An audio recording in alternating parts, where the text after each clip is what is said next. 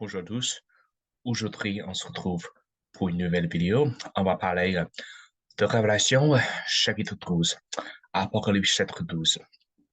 Et on va explorer la question qui est la femme mentionnée en Apocalypse chapitre 12. On va, on va aller maintenant dans ce chapitre, dans la King James française, où on va lire du premier verset. Et il apparut en grand prodige au ciel, une femme vêtue du soleil et la lune sous ses pieds, et sur sa tête une couronne de 12 étoiles. Et maintenant, qu'est-ce qu'on voit ici? On voit un grand prodige, un grand signe au ciel. Et qui est ce prodige? C'est une femme. Et sur sa tête, on va faire attention, une couronne de 12 étoiles. 12 étoiles, ça représente qui? Ça représente les 12 tribus, bien sûr. Et elle, étant enceinte, criait, étant en travail, et souffrait, prête à être délivrée. Et il apparut un autre prodige au ciel, et voici un grand dragon roux, et en 7 têtes, et 10 cornes, et 7 couronnes sur ses têtes. Et sa queue entraîna le tiers des étoiles du ciel et les jeta sur la terre. Et le dragon se tenait devant la femme qui était prête à être délivrée pour dévorer son enfant dès qu'il serait né. Et elle donna le joug à un enfant mâle qui allait diriger toutes les nations avec un bâton de fer. Et son enfant fut enlevé vers Dieu et vers son trône. Et la femme s'enfuit dans le désert, où elle a un lieu préparé par Dieu, afin qu'on la nourrisse là 1260 jours. Bien sûr, 1260 jours, ça veut dire 3 ans et demi. Et il y eut guerre au ciel. Michel et ses anges se battirent contre le dragon, et le dragon se battait et ses anges, et ils ne l'emportaient pas, et la place ne fut plus trouvée au ciel. Et le dragon fut jeté, ce vieux serpent appelé le diable et Satan, lequel trompe le monde entier. Il fut jeté sur la terre, et ses anges furent jetés avec lui. Et j'entendis une voix retentir en disant dans le ciel, maintenant est venu le salut et la vigueur et le royaume de notre Dieu et le pouvoir de son Christ, car l'accusateur de nos frères est précipité, lequel les accusa devant notre Dieu jour et nuit. Et ils le vainquirent par la sang de l'agneau et par la parole de témoignage. Et ils n'aimaient pas le vie jusqu'à la mort. Par conséquent, réjouissez-vous, vous cieux, et vous qui demeurez en eux. Malheur aux habitants de la terre et de la mer, car le diable est descendu vers vous, étant en grande courroux, parce qu'il sait qu'il n'a qu'un coup moment. Et lorsque le dragon vit qu'il avait été jeté sur la terre, il persécuta la femme qui avait mis au monde l'enfant mâle. Et la femme, et la femme furent données 2 ailes d'un grand aigle, afin qu'elle puisse s'envoler vers le désert en son lieu, où elle est nourrie pour une période, et des périodes est la moitié d'une période, loin de la face du serpent.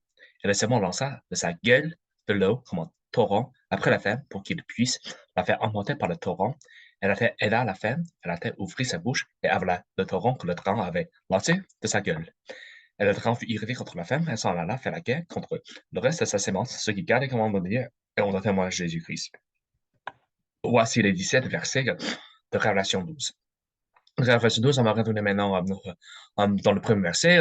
On voit ici encore pour les ciel, ce qui est une femme avec plusieurs fois sur, euh, sur la couronne, sur sa tête. Les 12 étoiles, ça représente qui?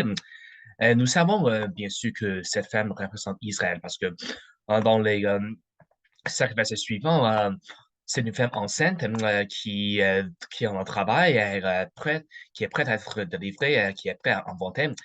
On voit ici un dragon, bien sûr, ça représente Satan, comme le chapitre dit, qui a 7 têtes et 10 cornes. Les 10 cornes, ça représente 10 nations sous son autorité.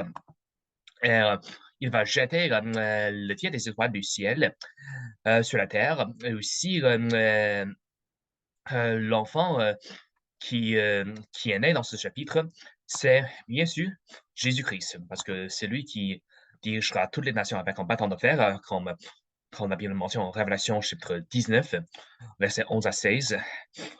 Et bien sûr, seul Jésus-Christ, c'est Jésus-Christ qui a été enlevé vers Dieu en Actes chapitre 1.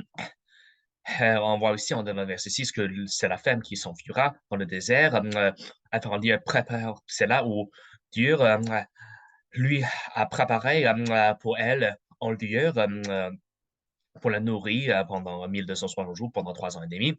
Et souvenez-vous que dans la vidéo précédente, on a déjà parlé de Révélation chapitre 11, on a déjà parlé de la première année de la tribulation. C'est pendant la première année de la tribulation que deux témoins, Moïse et Élie, prophétiseront au monde entier avant de se faire tuer par la bête pendant ces 3 ans et demi. Ils feront toutes sortes de miracles, y compris ils vont frapper la terre avec toutes sortes de plaies, comme Moïse a fait en Égypte, en Exode, dans l'Ancien Testament, et aussi comme Élie a fait à Israël dans l'Ancien Testament. Et aussi, on voit maintenant que on a déjà vu que pendant la première moitié de la tribulation, en Révélation 11, c'est sur les deux prophètes, les deux témoins, Moïse et Élie. Et maintenant, qu'est-ce qu'on voit ici? On voit la seconde moitié de la tribulation. La seconde moitié, c'est aussi 1260 jours, 3 ans et demi. Et ici, on voit que c'est le diable qui va chasser Israël. Mais Israël va s'enfuir dans le désert. C'est là où Dieu va préparer pour elle un lieu pour sa protection. En versets 7 à 9, on voit ici une guerre au ciel où Michel et ses anges vaincront le dragon, vaincront Satan, et que le diable, le grand dragon, le diable, sera jeté sur la terre avec ses anges, bien sûr. Et nous voyons ici que, contrairement à ce que les gens pensent, le diable actuellement se trouve au ciel. Il ne se trouve pas en enfer. Il y a beaucoup de gens qui croient que le diable, c'est le roi dans l'enfer, c'est lui qui dirige l'enfer, c'est lui qui tourmente les gens qui sont en enfer. C'est lui et ses anges qui tourmentent les gens qui sont en enfer. Mais loin de là, ce n'est pas absolument pas le cas selon la Bible. Selon la Bible, actuellement, le diable se trouve au ciel devant notre Dieu. Euh, quand le diable sera jeté sur la terre pendant la fin du temps, ce sera un vrai cauchemar. Ce sera un vrai cauchemar pour les habitants de la terre. Heureusement, si vous êtes chrétien, si vous êtes sauvé aujourd'hui, ça ne vous arrivera jamais, parce que, comme j'ai déjà montré dans une autre vidéo, l'enlèvement de l'Église aura lieu avant la tribulation, avant les derniers 7 ans. Si vous êtes chrétien aujourd'hui, il existe d'autres possibilités. Euh, soit que vous mourrez physiquement, puis vous allez au ciel, ou soit que soit que Jésus revient, je reviens et enlève-nous tous avec lui, nous emmène au ciel. Et comme j'ai dit, l'enlèvement de l'Église aura lieu avant la tribulation, parce que la tribulation, c'est sur les Juifs. Comme nous voyons ici dans ce chapitre, la tribulation, c'est sur les Juifs. Cela n'a rien à voir avec l'Église. Euh, Ici, la Bible dit: malheur aux habitants dans la terre de la mer, car le diable est descendu vers vous, est un grand courroux, parce qu'il sait qu'il n'a qu'un court moment. Ici, nous voyons aussi que le dragon persécutera la femme qui avait l'enfant mâle. Bien sûr, elle volera dans le désert. Elle volera dans le désert pour se cacher du serpent. Le serpent va tout essayer pour la tuer, pour la détruire, mais il va échouer. Il finira par échouer. Il fera la guerre contre, bien sûr, sa sémence, ce qui garde comme on dit, notamment Jésus-Christ. Mais qui est cette femme? On voit tout de suite que cette femme, c'est Israël. Il y a des gens, il y a des faux chrétiens, il y a des fausses religions qui croient que cette femme, c'est l'Église, mais pas du tout le cas, parce que, comme nous allons voir, la 70e semaine de Daniel, c'est sur les Juifs. Nous voyons tout d'abord que cette femme a une couronne qui a 12 étoiles. Les 12 étoiles représentent 12 tribus. C'est elle qui donne naissance à Jésus-Christ, mais nous savons tous que c'est Marie qui a donné naissance à Jésus-Christ, qui a mis Jésus-Christ au monde, mais ça peut parler aussi d'Israël, parce que Jésus-Christ, il est né d'Israël. C'est Israël qui a donné naissance à Jésus-Christ. Ce n'est pas l'Église qui lui a donné naissance. Et donc, si vous des gens, c'est ridicule, c'est absurde de dire que cette femme, c'est l'Église. Non. Nous voyons ici que cette femme donne naissance à un enfant mâle qui dirigera toutes les nations, qui cet enfant, c'est bien sûr Jésus-Christ, ce garçon, c'est Jésus-Christ. Et bien sûr, nous savons pas, c'est Israël qui a donné naissance à Jésus-Christ, pas l'Église. Nous voyons ici qu'il y aura une guerre dans le ciel, dans laquelle Satan sera battu, sera vaincu, il sera jeté sur la terre pour faire dans la vie un vrai cauchemar. Euh, c'est Dieu qui protégera la femme, qui protégera la femme pendant 3 ans et demi, pendant la seconde moitié de la tribulation, où le dragon fera la guerre contre toute sa sémence, ceux qui gardent le commandement de Dieu et ont le témoignage de Jésus-Christ. Euh, Nous voyons ici tout de suite qu'avec avec tous ces signes, avec toutes ces preuves que c'est Israël, la Bible parle d'Israël, pas de l'Église, cela n'a rien à voir avec l'Église. Est-ce j'aimerais aller maintenant en Daniel chapitre 7, parce que je vais prouver que, que la tribulation de la fin du temps a déjà été prédit depuis l'Ancien Testament. Le livre de Daniel, bien sûr, c'est l'Apocalypse, c'est l'Apocalypse de l'Ancien Testament. Ici, nous voyons 4 bêtes. La Bible parle de 4 bêtes dans le troisième verset, Daniel chapitre 7. Euh, le plus important, c'est la quatrième bête. Après cela, je vis dans mes visions de la nuit, et voici une quatrième bête, épouvantable et terrible, extraordinairement puissante. Elle avait de grandes dents de fer. Elle dévorait, elle brisait en pièces et piétinait avec ses pieds ce qui restait. Et elle était différente de toutes les bêtes qui avaient été avant elle. Avaient été avant elle. Et elle avait 10 cornes.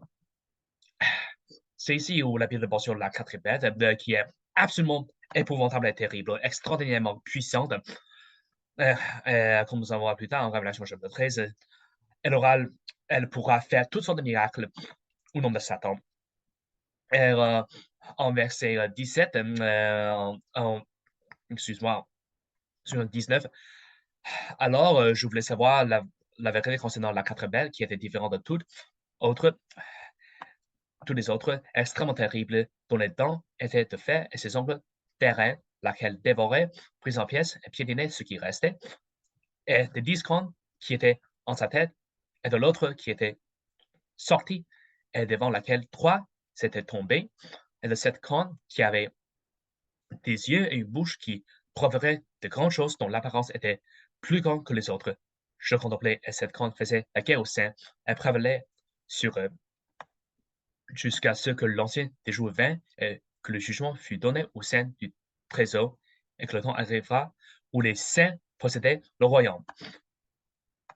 La Bible mentionne que, ici en verset 23, il y a ainsi, et la quatrième bête sera le quatrième royaume sur la terre, lequel sera différent de tous les royaumes. Elle devra toute la terre, elle la piétinera, elle la brisera en pièces.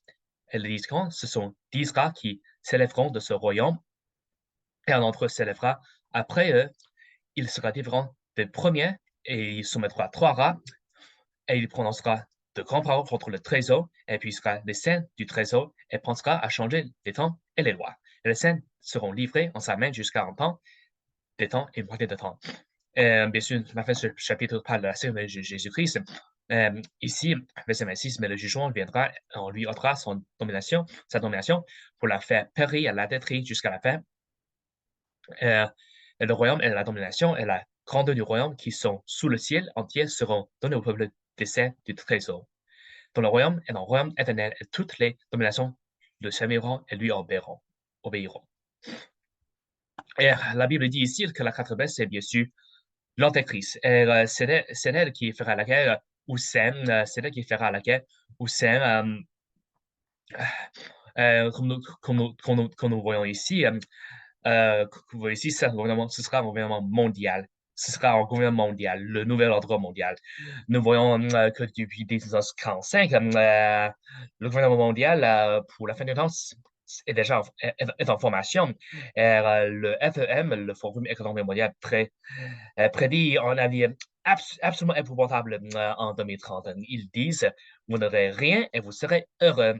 Ça, c'est un vrai cauchemar pour moi. Ça me montre que la fin du temps est près. Et donc, ici, nous voyons ce que c'est la quatrième bête qui fera la guerre au ciel de Dieu. Maintenant, Dieu contemplait et cette qu'on faisait la guerre au ciel prévalait sur eux. Et bien sûr, ça parle de qui? Est-ce que ça parle de l'Église? Loin de là, ça n'a rien à voir avec l'Église.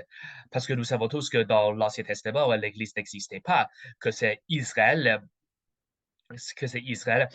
Et, c'est ici, c'est pour la première année de Belshazzar, le roi de Babylone, que Daniel a prophétisé tout cela. On va aller maintenant en chapitre 9. Chapitre 9, la Bible dit, en verset 24, 70 semaines sont déterminées sur le peuple et sur cette ville pour terminer la transaction et pour mettre fin au péché et pour faire réconciliation pour l'iniquité et pour amener la rectitude éternelle et pour sceller la vision et la prophétie pour oindre le plus saint.